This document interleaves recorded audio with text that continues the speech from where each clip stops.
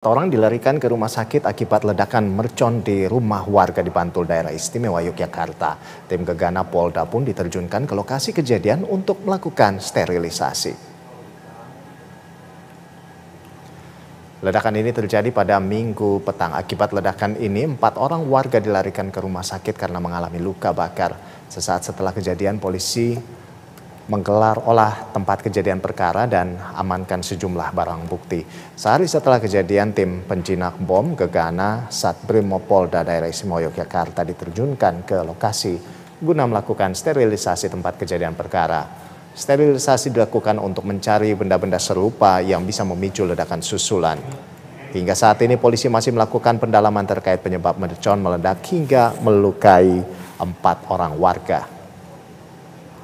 Sudah kita laksanakan dan hasilnya TKP dinyatakan steril, bersih daripada bahan-bahan meledak lainnya.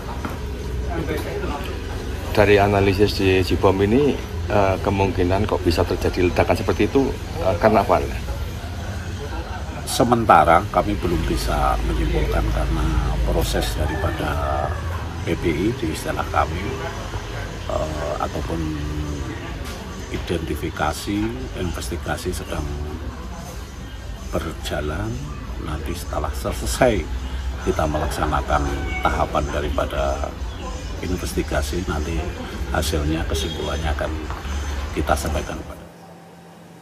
Ya, pemirsa, untuk mengetahui perkembangan kasus ini kita telah terhubung dengan Kasih Humas Polres Bantul AKP I Nengah Jeffrey Pranawidjana. Selamat malam Pak Jeffrey. Selamat malam Mas. Selamat malam. Pak Jeffrey, apakah sudah diketahui sejauh ini mengapa mercon ini bisa meledak hingga melukai 4 orang warga ini? Seperti apa? Ya Mas, memang hingga saat ini kami belum bisa menyimpulkan ya untuk hasil alasan mengapa ini bisa meledak. Namun hasil analisa sementara memang kami tidak bisa menyimpulkan dikarenakan masih proses identifikasi dan investigasi.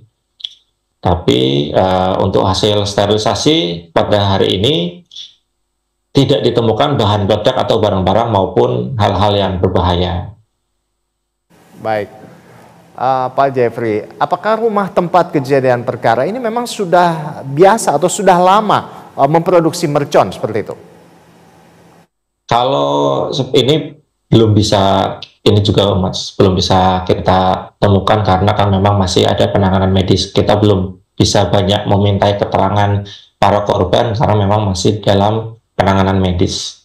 Namun kalau ini kan memang masa-masa Ramadan, jadi memang ada tradisi atau budaya yang dari dulu kita bermain petasan. Lalu mungkin bisa dijelaskan ini terkait dengan keempat korban ini sebetulnya mereka siapa saja begitu? Apakah mereka memang warga sekitar dan keempatnya saat ini masih dirawat seperti itu, Pak? Ya, dari keempatnya masih dirawat, Pak.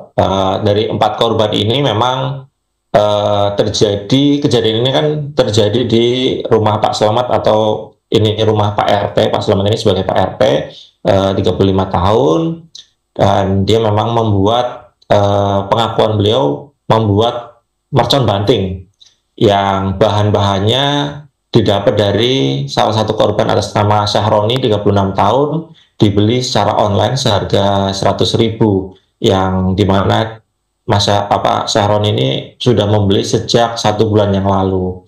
Nah, di sini memang ada 2 korban lainnya, anak-anak, yaitu salah satunya masih keluarga Pak Slamet atau keponakan, dan satunya memang temannya. Jadi total ada 4.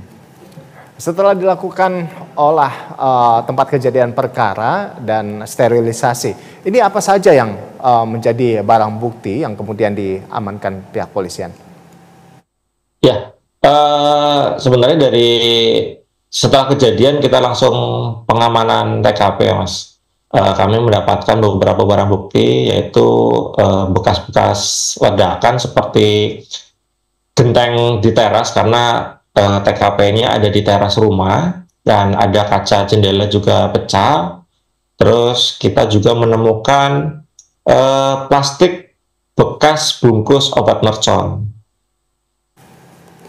Nah, lalu bagaimana dengan lokasi kejadian saat ini? Apakah masih dipasangi garis polisi atau sudah bisa diakses warga begitu, Pak? Ya, sampai saat ini masih ada polis lain, masih ada garis polisi karena memang masih ada tahapan selanjutnya. Baik Pak Jeffrey, terima kasih atas informasi dari Anda dan kami akan nantikan update selanjutnya dari Anda terkait dengan hal ini. Terima kasih, Kasih Humas Polres Bantul AKP I Nengah Jeffrey Prana Widiana. Selamat malam dan salam sehat selalu. Selamat malam Mas. Oke, selamat.